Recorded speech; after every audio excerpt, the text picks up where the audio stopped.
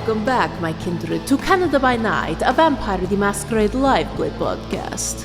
When Doris had a vision of precisely how to take out the Right Hand of Lilith, the coterie jumped into action. Reproducing Doris's vision, Everett slammed into the right hand with his car, Val pummeled him, Evangeline shot him, and Doris decided to end it all by diablerizing him. With her new powers, Doris saw that she must leave New Haven to keep the wider pyramid away, and after tearful farewells set out with Margery's head for company. Can the rest of the coterie finally usurp the prince? Find out now as we return to the world of darkness. You awake after a long and decisive night. But not all of you. Everett. You find yourself drawn out of your unnatural slumber at an hour that you can tell as sluggishness overtakes you. It's day outside. It's not night. And there is a sound coming from within the basement of the Val Miller Family Protection Building that you can hear outside of your coffin. There's the sound of panting. There's dog breath. Satisfied, and a hand petting fur. I awaken to this enclosed in my coffin. Okay. You do know that the basement is light tight, to use a term. There's no risk of sun in this area, but still sleeping in an enclosed coffin is a generally good idea for a vampire. Wow, and my hearing picks up the sound of fur being stroked. The basement is normally silent. The vampire hearing will pick up things that are out of the ordinary in cases. Then you hear a knock on your coffin. And like I'm gonna open it, but just quickly, it's my Everett's understanding that what's happening to me should not physically be possible. It can happen under extreme duress. It can happen under threats. It's not consistent. You're a young enough vampire that it's possible to wake up during the day if you are under threat. And currently, you're not sure what's going on in your environment. So your beast has triggered a warning for you. You will not be able to have scenes upon scenes of action generally, but you will have a brief moment where you're conscious that you could fight to extend if you need to. Okay. So then being aware that sound in a typically no sound, dead air environment during the day has triggered my senses that in a way that it's you need to wake up, you need to be present for whatever this is. In my coffin, in this, I'm, for those of you not watching, I've made human hot dog gesture. I try to reach for my gun. Your gun's there? Okay. I'll draw that. And won't have it raised through the crack. I'm gonna kill someone, but I more ready than I would so I'm not caught quite so flat-footed. Someone has broken into my sleeping chambers. Whatever's gonna happen is gonna happen how they want it to. But I will push on the lid of the coffin and open it and sit up. You find yourself looking into the basement of the Val Miller Family Protection Building. You can look around and see the boiler of the building is there, the massive fuse box that runs through the whole space. There are a couple of dilapidated cardboard boxes that seem to exist in every basement of an apartment building, just with repairs or other things, or maybe a tenant left it behind in a previous era. But sitting about 10 feet away from your coffin, sitting back down in a folding chair, is Vinland von Kindred. And Good Boy is sitting pleasantly next to the chair, letting Vinland pat him and seeming very calm. Vinland von Kindred of Ventrue News? Ventrue News. Okay. Yes, Sheriff, it is I, Vinland von Kindred of the Ventrue News. Good morning. Yes, I'm aware that this is somewhat atypical, but we needed to have a conversation. And Mr. Chiroptera seemed to agree and made this possible. I don't think I go to sleep with my radio on me. I think there is a degree of disrobing the outer layers. I think he probably, because he doesn't sweat or anything like that, he probably sleeps in his shirt and tie and slacks kind of thing. Yep. But I think the coat and the hat come off, and like the belt with all the... Yeah, there'd be the coat hanger next to it, I imagine. You can hang up the longer things and just a stack of folded, other clothes. And I'll get up out of the coffin and I'll say, forgive me, but I'd like to be sure. Go right ahead.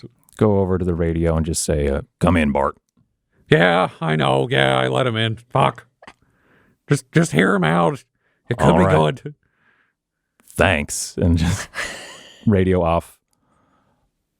All right. Yeah, what is it that I can do for you? Vinland is sitting dressed as crisply as ever with his cardigan with the leather patches at the elbows, and he's sitting upright, petting Good Boy with one hand and looking at you, bemused with an expression you can't quite read. And he says, you have, shall we say, eliminated the head of the clan of Ventrue here in town. This is a time where the Ventrue need to know who can represent them.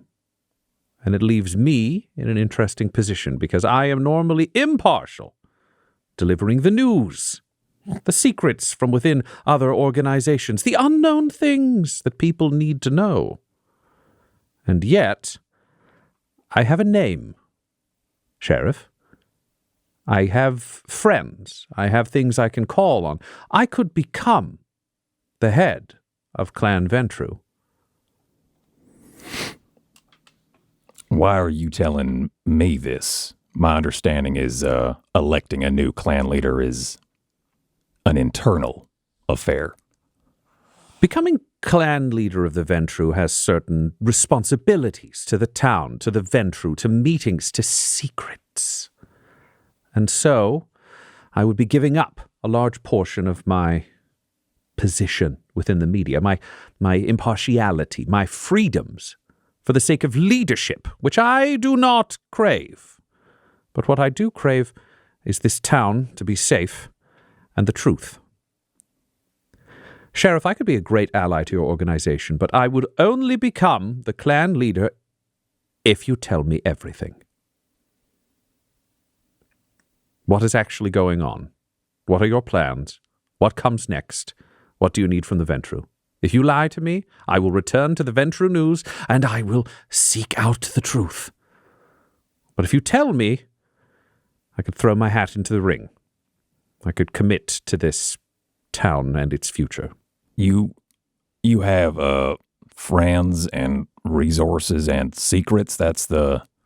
Sorry, I'm not used to being awake right now. I want to make sure I understand. That's the... I have enough votes I could become leader of the Ventrue. Absolutely, I'm sure you're very charismatic and you're a public face. Makes a lot of sense to me.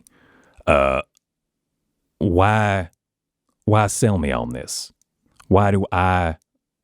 You could do this yourself. You want what I know, and you're offering to me your connections. Am I hearing you right? Your secrets, your assistance? You don't have many friends in this town. No, I do not. From the outside, it could seem that you are... I'll be blunt, I'm also very tired. Someone had to carry me in here. Sheriff, I can't tell if you are in a bad situation making the best of it, or if you are the villain of this story, and I have no interest in being a clan leader working alongside a villainous sheriff, and I don't see a successful partnership that does not include the sheriff if I am to become leader of the Ventrue. I can't tell if you're a total bastard or if you're just stuck between a rock and a hard place. I see. And I don't know what you intend to do either way. There's a lot of lies in this town. There's a lot of quietness, and I've seen the press conferences, and they have been heavily entertaining and completely useless. Hey. Yeah. Evangeline just says, hey, in her coffin upstairs. That's right. Shot of just the closed coffin. Just. Yes. Right. Okay. I mean, do we have to do this now? I don't know that I can keep on conversation right now. Do you want to meet another time? Just hit me with the broad strokes, Sheriff. Let me just weigh the pros and cons here. And Everett just starts to think of like, Everett knows you don't have to be a genius to, at this point, to figure out that like some kind of move is being made. Mm-hmm. All the clans have been contacted. A lot of leaders have been dying. There's been chaos in the streets. I'm sure that's also gotten out of like massive crime scene, red cell casualties, what have you. Big old raid at the arcade, and then maybe even people know that the right hand was killed last night. Like, just information seems to move around pretty fast in New Haven, or just in Camarilla at large, because vampires like to trade in secrets and information and dirt on each other.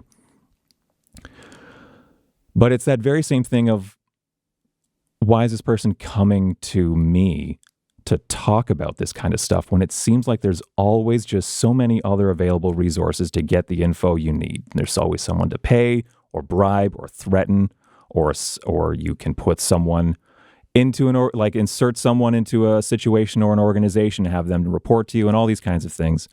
And it's just a quick kind of just dizzying, like he just kind of spirals for a minute of like... Do you want to do a roll to see if you pick up anything from him right now? Like, are you trying to figure out if he's lying, or are you just running the math in your own head? I think in this state, this close to potentially the finish line of this chapter, this endeavor, and woken up in the middle of the day by someone that Good Boy does not attack, I think Everett is more suggestible. Mm-hmm. Just, and yep. in his best kind of headspace, he checked in with Bart, and Bart was like, entertain this. So Everett will just kind of say, yeah, what do you want to know? Just the broad strokes? Yes. And who else would know if I tell you? Just me. Now I want to roll. Is he lying to me? Yeah, right. Let's go for a roll. I would accept intelligence or wits. And you could use investigation if you want to try to think it through, or streetwise if you're just trying to see where he's coming from.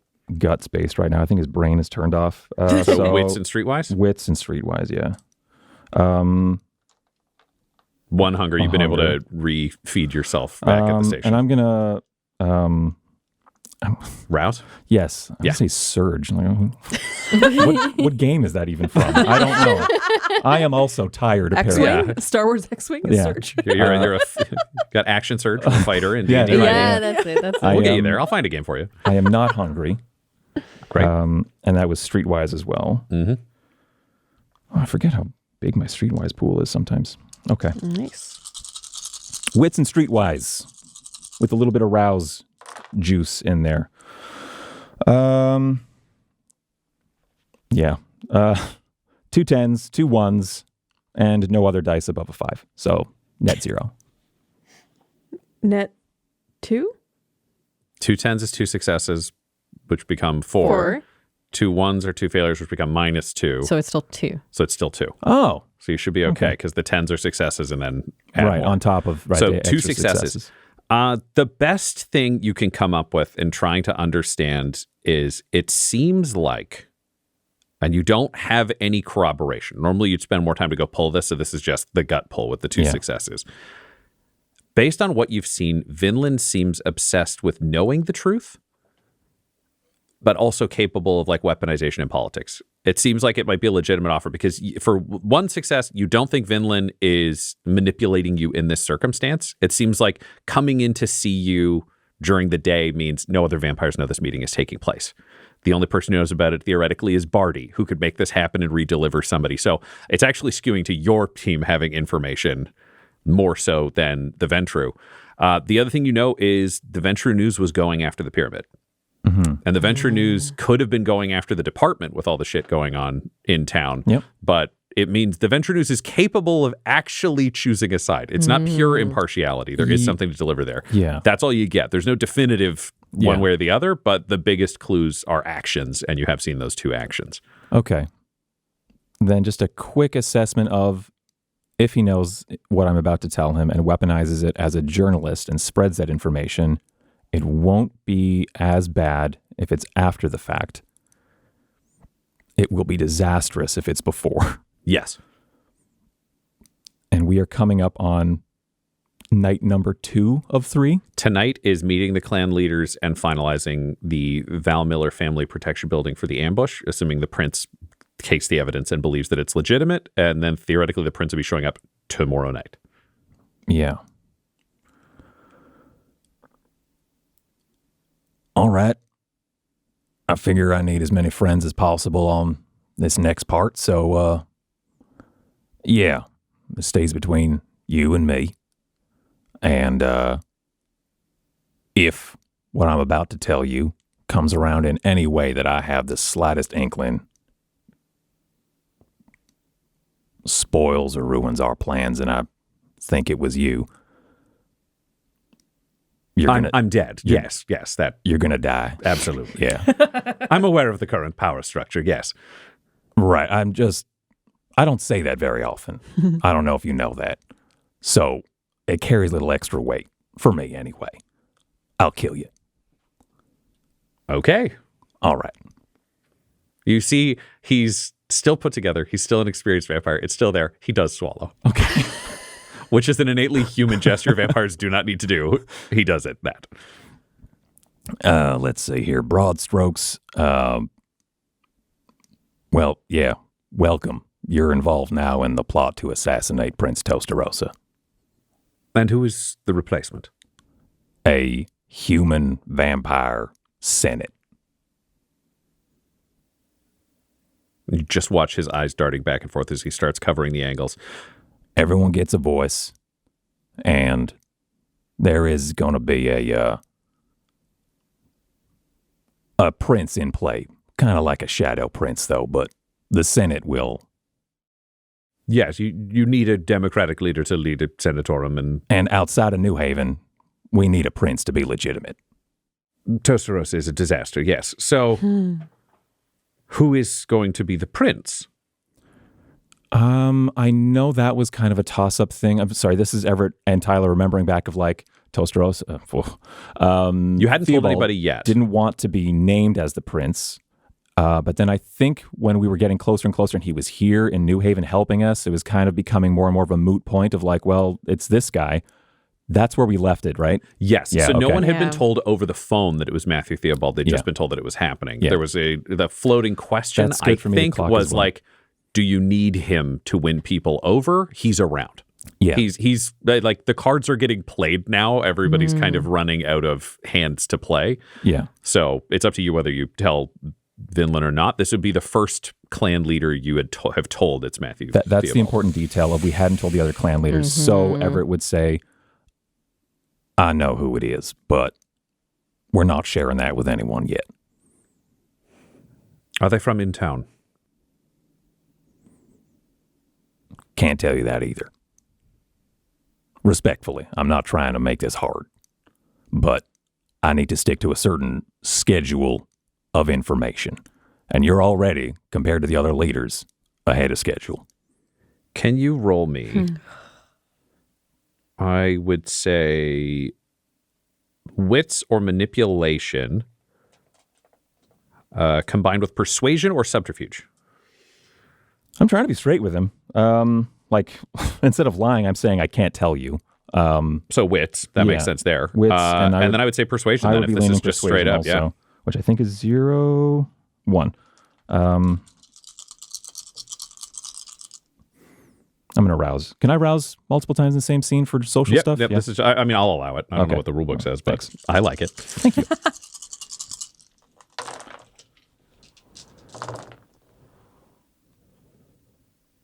Two successes. I'll be straight with you, Sheriff. I appreciate that. I can't back a coup if you're going to give power to one of the enemies in town. The Brujah have just stormed into 2 other territories, 2 other domains of major clans, and stomped a 3rd clan into the ground. I don't know who you like and who you don't like. So for me to commit, oh, well, let's just play the cards. I'm all so tired. I'll back you as long as it's someone I agree with. You tell me who, and I'll give you the vote. I'll back you, and I'll give what sway I can. I'll also help you spin it afterwards as an inevitability. And that's if I tell you now, or Yes. if I tell you when I plan to tell every other leader. I'm not really interested in finding out it's someone who hates me after it's happened.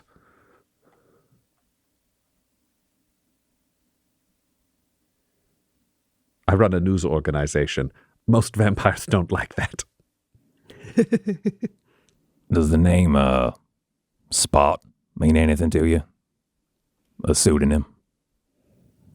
Believe it, Giovanni arms dealer that's been gently wanted by the Camarilla in previous years. So that's your idea, but he works for this person. Hell, I'm trying to be sneaky about this, and I'm terrible at it. What do you know about Matthew Theobald? The shadow ghoul. The blood thief. Oh, those are great sounding names. You want the prince to be one of the most wanted figures by the Camarilla in Calgary, if not Canada, if not North America, for centuries. Normally, I would think that that was completely insane. However, this is a hybrid out-of-the-coffin human-vampire settlement. A ghoul in the midst of that makes sense. We lack political acumen. We lack assets. We lack knowledge of other places. And we're in a war where we are the smallest party, meaning we need to remain the most clever. You have my vote, Sheriff. The ventrue stand with you. We are few, but we are powerful. Fuck you. That's great. Thank you. I'm glad you came to that conclusion. I don't know if I've got much more time here. That's all I need. I'm also exhausted. I'm going to pass out and let your sheriff's deputies carry me out and back to my building. Good luck with your coffin. I understand I'll be seeing you at a meeting in a few hours. See you there. He just collapses, completely unconscious, like out in the chair. All right. I'll turn around and take a step and then just tip over and fall. And you do that. The next sunset, all three of you awake. Everett, you find yourself back in your coffin, Oh, they having put me been in? carefully That's nice. placed in with a sealed door. You have a selection of a large amount of rations. Barty has stocked those up for you because you've been injured superficially and in an aggravated sense in previous nights. So you have the ability to kind of dose yourself pretty heavily. You can remove any superficial damage that you currently have. And because you have enough blood, theoretically, if it's a restful evening in the sense of not getting into combat or going super hard, you will also be able to, at the end of the night, remove an aggravated point of damage. At the end. All right. Well, If you end up, see. if you end up having to go hard, Yeah. then you won't be able to remove that point. Where are you at right now in terms of damage to yourself? 2 points of aggravated damage. All right. And how many points do you have left for the listeners at home wondering where Everett is at? 3 empty boxes. All right. So that's 6 superficial damage before I kick the can and 3 aggravated before it's game over for old Everett Fry. All righty. You've got to walk Good Boy. Yeah. It's always the start of an evening. I don't know how you feel about Good Boy, having seen him be incredibly welcoming to a surprise vampire visitor to your room. Yeah, I'll talk to him. Just kind of like like people can sometimes talk to their dogs. I'm just like, come here, traitor. And just like, put the leash on him and take him out. Amazing. You guys have done enough walks that I'm going to say, unless there's something crazy that goes on in the world, you can have a successful dog walk now. Great. I feel like you've reached that point, and he had a chill evening, so he's extra tired. Is there anything else you'd do to prepare before you would go to the office? I mean, gosh, for all the things that, we're hoping and trying to make happen, even still, a lot happened last night. So much so that Everett was thinking even for a moment that the ambush in the protection building doesn't necessarily have to happen anymore, because he was thinking of setting that up to have all these different enemies come in and get vampire ones get melted by silver nitrate sprinkler system, because of the children of Lilith being vampire supremacists. And half-ish or a percentage of red cell being vampires, and then obviously the prince as well. And with the red cell's numbers being depleted, the right hand being taken care of, and singled out too, just one guy, kind of surprised Everett, thinking he had more bodies at his disposal, more fanatics under him. But then, of course, there's a discovery that there is a left hand in New Haven somewhere. And it's like, well, then do we keep the plan as it is in case they show up? So there's a bunch of stuff he's thinking about. And I think he just needs to bounce it off of some of the other officers and Matthew Theobald, if he's here as well, to carry on with the next steps of the plan. But it's all stuff that he's thinking about. So that's just bouncing through your head as you have this walk before you go into the office, arriving at the same time as the others in the end. But that's where you're at as this happens. Val and Evangeline, you both wake up. I think, Evangeline, your humanity means you wake up before Val. Yes. So you wake up. Percy has been left at the station overnight because things were so crazy. Everybody just kind of ran out of time and had to go fall asleep. But you know he's good with the daytime crew and the officers. A lot of things have gone on for you. I will say, again, there is a large stash of blood in your apartment. So any superficial damage that you have can I be only healed. had one, so that's Fabulous. So you're back to as functional as any vampire can be with always one hunger in New Haven. But you are up. You know Teddy is missing. Doris, with her visions, had told you that he is alive and that he will return. But you had also said that you wanted to go find him. You also know that there are huge things going on in town at this time. Where are you at, and what do you do when you wake up in this apartment? Will is still asleep. Will's still asleep. So Evangeline gets up out of her coffin. And she just immediately goes, grabs blood, and is just like drinking it, pacing, just trying to fucking think. Because she'd put Teddy off for the time being, first because Margery was like, I blame you. You're responsible for Cain Raziel's death. Basically, we can wipe the slate clean if you help us dispose of the right hand. She did, and then obviously Doris was like, you have to be here to do this, blah, blah, blah. So she kind of put it aside. She wouldn't go after Teddy right now. The right hand is dealt with. So unless she is needed, like really, really fucking needed to deal with the prince, she's pretty determined to go after Teddy. So she's in a way that like she's been convinced before to put it off. She realizes that this is kind of the moment that like we have to deal with the prince. He's most vulnerable now. But if you want to duck out, now's your chance. Val is asleep. Nobody else is around. She's not going to leave until she talks to the sheriff and talks to Val and knows what the plan is. Because the last thing she wants to do is find Teddy, bring him back to a New Haven, and her coterie has been slaughtered by the prince. That makes a lot of sense. So that would not be good. Agreed. So are you going to wait to talk to Val here? Do you want to go to the station to meet everybody there? She's been away from Percy for too long as it is. So she's going to gear up and run over there and get Percy and take him out for a little jaunt. Great. Can you roll me a wits and... I say jaunt because we don't say walk in front of Freddy, and I still say jaunt. That is correct. I'm going to take him for a walk. Yes, like a human would. Safely. Otherwise, our dog around the house, Freddy, gets very excited. If you say walk, it's a real problem. Can you roll me a wits and awareness? Is that a thing? Yep. Oh, thank God. That's one of the... They felt right to me, but they're not written. That's the main one. They're not written alphabetically to me, so it's just I had a moment. That's the Everett Fry standard. One success. You make your way out. I got to roll one other thing for a certain other being. You dash across to the station, and when you arrive, you come in. Everett has not arrived yet.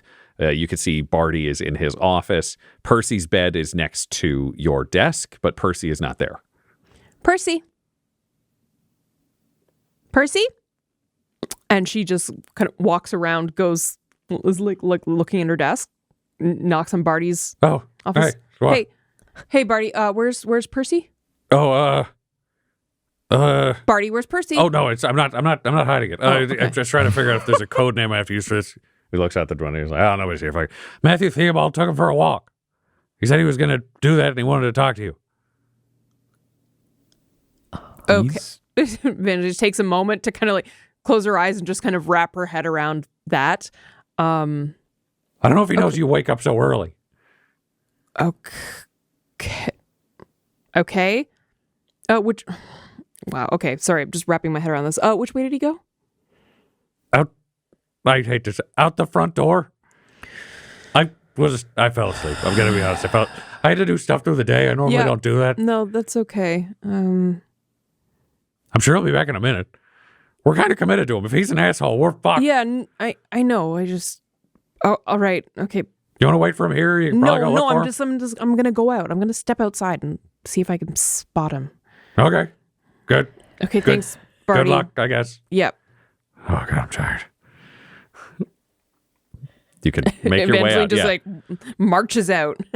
And you find Matthew Theobald walking towards the building with Percy on a leash. Percy, super chipper, just bouncing around, and Matthew Theobald is having a jaunty walk. You realize Matthew Theobald, unlike all of you vampires, because he's a ghoul, actually has the ability to function 24 hours a day. Right. So he can function through the day. He can do all of that. And when he factors in how kind of aggressively ghouled he is, he also probably doesn't get tired very much. He can just revitalize his system using Vitae. Jesus. So one of the reasons why he's probably lasted so long is vampires get a half a day to act every day, and he gets 12-hour head start on every law enforcement of the Camarilla every day. Goodness. It's that podcast clip of that guy who's like, my full day is 6 hours of your day, okay? 100%. Yeah. 1 week, I'm kicking your butt. A whole year, it's different levels. I work 3 days on your day. You're toast. That's what it is for Matthew Theobald. Yeah. Oh my God. But he's just walking along and he says, "Oh, there you are. All right. I hope this did not bother you. Sometimes I try to take animals for walks. It's good for them and it's good for me." And he just hands you, extends the leash to you. Thanks. And Evangeline unclips the leash because he doesn't need to be leashed. Interesting. No, I mean, I have to say I appreciate you putting him on a leash. It's a good safety. I don't leash him. It's famulus, animalism, etc. Yes, that makes sense to me. Anyways, thanks. Was he? She's kind of awkward. It's like, this is kind of weird. Was he good for you? It was great. I was hoping to. Did he poop? Yes. Okay, thank you. Technically twice. One was slightly smaller than the other. That's typical. Okay, yeah, I put good. them Just in wanted garbage to make cans. sure. Thank you. Consistency was normal. Okay, good. It's an important marker of health. I know what I wanted to talk to you about. Everett does not check for that silver good boy. It probably has bones in it. Yeah. Oh, wow. Cool. Yeah, Barty mentioned that you had some things to discuss. Yes, I understand that over the last little while, with your husband disappearing out of town, there are great concerns that you have for his well-being, and I've looked over your history with the department, as well as the things that seem to be of interest or emotionally triggering for you with your background. I would say, looking at this situation, that you, Evangeline, do not really want to be here in New Haven. And this is, to be clear, not the Camarilla version of that, where then you must be taken somewhere and staked or whatever those animals do. You did not want to be a vampire. No. This was not a choice of yours. Absolutely not. And I would say, based on the after-action reports that I have seen dealing with the cult members taken from out of town, dealing with the other things that have been presented to you in a brutal and very Camarilla fashion, you don't want to be a police officer deep in your heart. I was a weather person. And this is not what I wanted. With Teddy gone, it seems like the driving influence here was for you to be able to protect him, to protect that relationship, though your history with that was questionable before brought to the Camarilla. Sorry, what do you know? Can you just speak plainly? He looks around like... In the way we see like 1950s spies do it, where it just looks like nothing's going on and you would have no idea that he's scanning the area to see who can listen. And he's like, you were feeding on your husband for months without him knowing. Yeah. Okay, okay. Rufus Cross kept relatively solid records, and combining my other influences and little birdies spread throughout this town. Yeah, I know the story of pretty much everything. You've considered escaping this town. You've considered running. I mean, I've more than considered it. I've started planning it. Yes. The challenge that I'm sure you've been told about by your sheriff and other things is that without the blessing of a prince, any run is just a run into a grave. Yes, I have been made aware of that problem. And I can see that you are tempted, especially after last night's confrontation that took place with the Bruja. There are political enemies there, and you are ready to focus on your own concerns of the heart instead of the concerns of this town. And I can respect that. You know about the blood bond, do you not? You mean like the pyramid blood bond? Well, there are those who would use it as a weapon, but that is just the nature of the vitae and anyone who drinks it regularly. Okay. I know love. I've known love many times over the centuries. I know love that feeds through to my bones. I find my partners, I take the blood from one vampire at a time, and I leave romances throughout the ages that can carry me through. That sounds great for you. For someone who is known for their ability to talk on camera, you are surprisingly abrasive. Well, I don't generally discuss these types of things on camera. It's just really fucking hard right now, okay? You just get to the point. Give me what I want and I can give you what you want. Okay, what do you want? I want to be prince of this town. We're making that happen.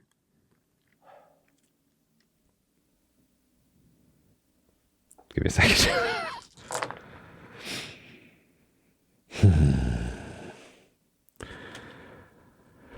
I believe Teddy has successfully made himself into a vampire using Sheriff Rufus Cross's blood. I believe I know where he is. My agents are moving in on him now. I will be holding him. I wanted to play this nice. I thought we could be friends. I thought we could be allies, but your focus is elsewhere. I will hold Teddy. He will be a property of mine. When you give me what I want, I will set you free. I will give you the blood bank permissions that you need, the certificates, the vehicle for you to travel around. You will be followed as you live in freedom, for I will need an ace in the hole, and I do not have one right now.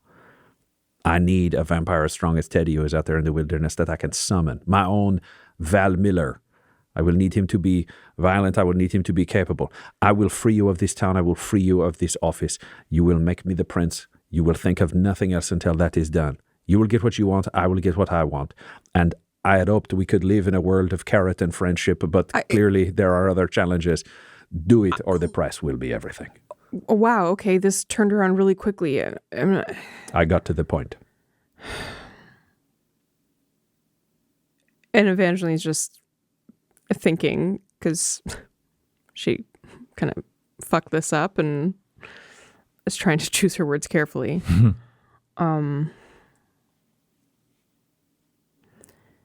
And it's just the consideration of like,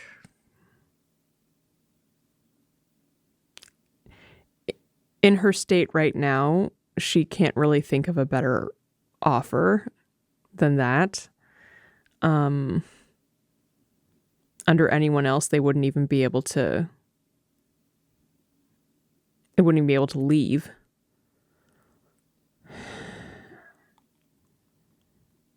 And she's also thinking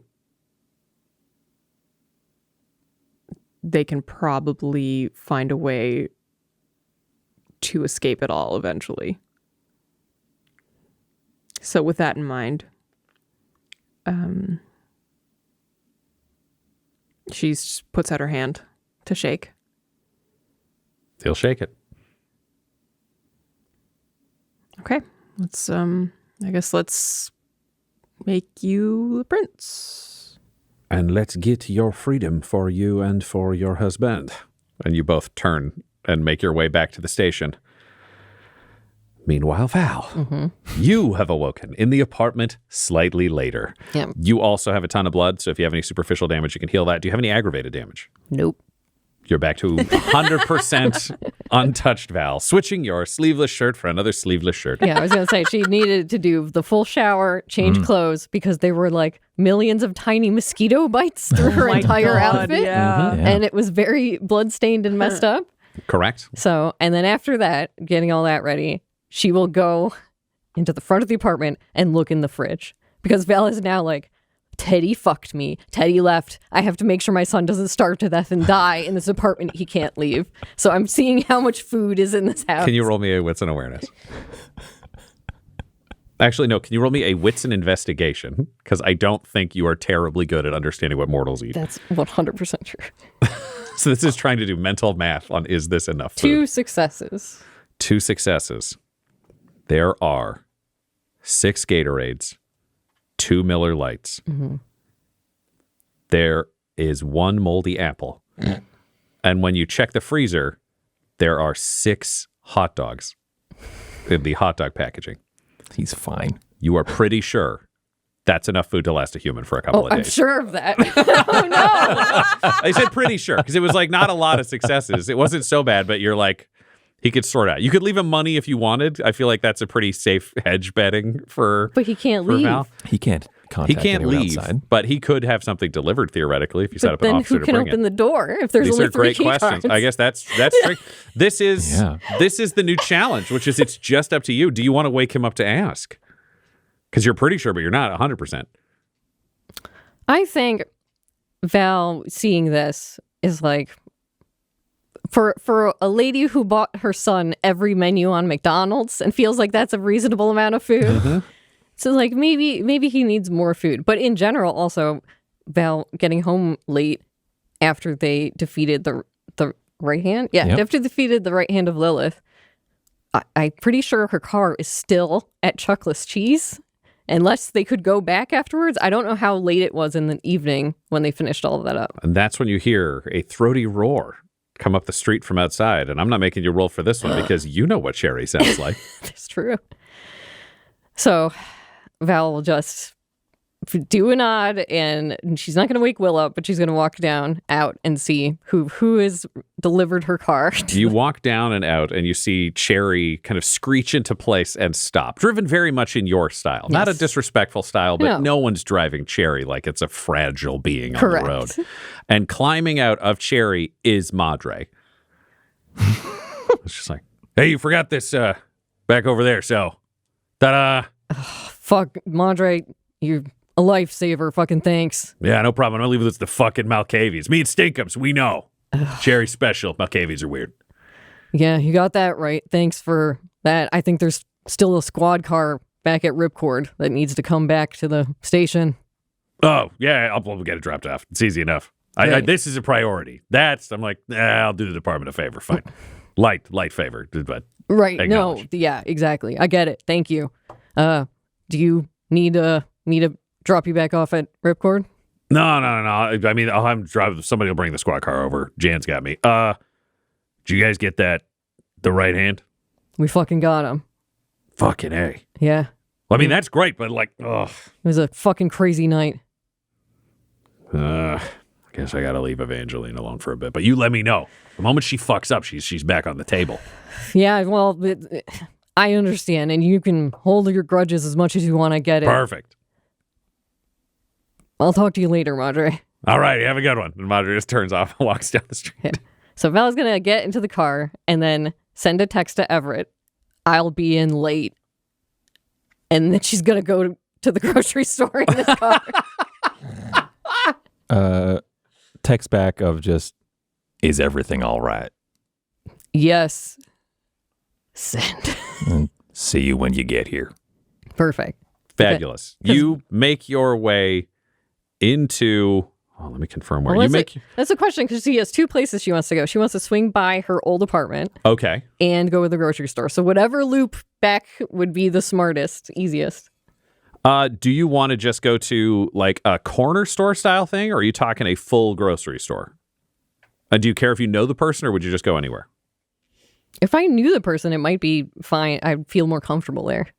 Okay, so then if you want to go back to your old apartment, that's up in the kind of northwest corner of town where you'd faced off with the right hand. If you want to go to a grocery store where you know people, the Kishimoto family runs a 24-hour grocery That's right. on Sunderland Avenue/Street, which has conflicting signs at the other end of town in the Malkavian Quarter. Right. Okay, then yeah, swinging by the apartment first and going all the way to the grocery store, and then she'll come all the way back again. Great. What do you want from the apartment? From the apartment she wants, which she finally has a chance to get, is back when we first met Matthew Theobald, he gave everyone gifts, and he actually gave a gift to Val for Will, which is like a video game figurine or something. She thinks it's a video game, but apparently it's some kind of statue or something like that. Yeah, Call of Duty statue. Call of Duty. Yeah. Of So you Will's guys favorite remember. character. Yeah. You blow past the daytime officers who are there trying to protect a crime scene that Yep. they assume you are there to look at, but you walk right past them into the building, and moments later come back out with a Call of Duty statue to just two completely bewildered daytime officers watching Val not check in. Oh, wait, Val sees them. Yeah. Oh, amazing. Does she remember what their names are? Roll me an intelligence and investigation. Oh my Oh god. no, it's only 2 days. Val's been trying. It's one success. Damn. Maybe I know one of them. One success. Not You bad. know one of them. You recognize Tatiana Northwild. Just from your flashcards of names. For anybody who's wondering at home, yes, we have a list of the names of every one of the 25 like core team members of the daytime squad. Great. Because Val's been doing research. Yes, she has. In her very little spare time, she's been going over these names. Yep. So you have Tatiana Northwild and question mark, you can't remember that card. Yep, perfect. And she'll do a walk by. She has the statue under one arm, and she's doing a walk by, gives a nod. Deputy North. Oh, shit. No. I can't even remember it from the sheet. All right. She's like, Deputy Northwild, got this locked down. Yeah. You got the statue you needed? Yep.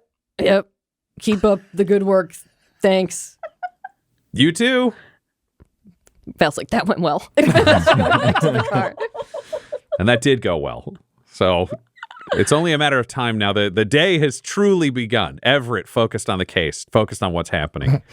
Evangeline, the one we would expect to blow off the case to go look for Teddy, but having been convinced politically, survivally. Convinced, threatened. The tone. The promise would have been identical, but the tone would have been different in how it was delivered. But focused on the mission once again, and in a shocking twist, it is Val Miller, the bounty hunter, who is prioritizing groceries over ensuring the safety of New Haven. This episode of Canada by Night features the voices of Tyler Hewitt, Del Borovic, and Laura Hamstra, alongside storyteller Ryan LaPlante. This episode was edited and mixed by Laura Hamstra, and Canada by Night's artwork was created by Del Borovic at delborovic.com. That's DELBOROVIC.com. Our theme songs are What's Really Going On Right Now by Chase Allen Villas and Traffic by Kai Engel, and our ad breaks use the tracks No Control and Cheaps by Jazzar, JAHZZAR. All of their music is available at freemusicarchive.org. Canada by Night is a spin-off of the Dum Dums and Dice series Blood and Syrup. If you want to hear about what happened to Everett before he came to New Haven, look for Blood and Syrup anywhere podcasts can be found. For all things Dum Dums and Dice, including merchandise and how to join our Patreon, you can visit dumdumdice.com or find us on social media at dumdumdice. That's DUMBDICE. Sleep well, my kindred. Sleep well in this world of darkness.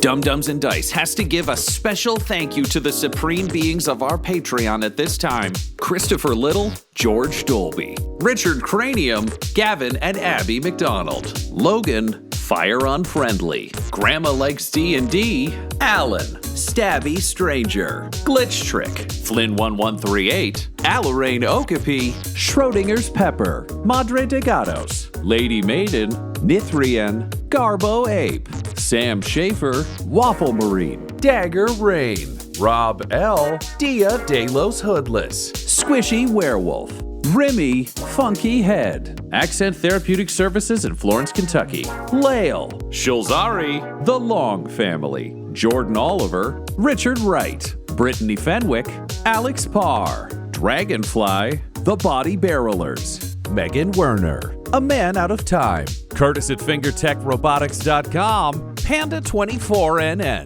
Shendra D, Your Homeboy Bones, The Gata Family, Ellis Hatch, Odigenous, Beef Not Cheese, Kai Koa, Squire Solaire, Sandy Sassy Pants, Adam, Amira Lockhart, and Jill and Noel LaPlante. If you want your name to be added to this list, you can join our Patreon too at patreon.com/dumdumdice. Thanks to them, and a little bit of thanks to you.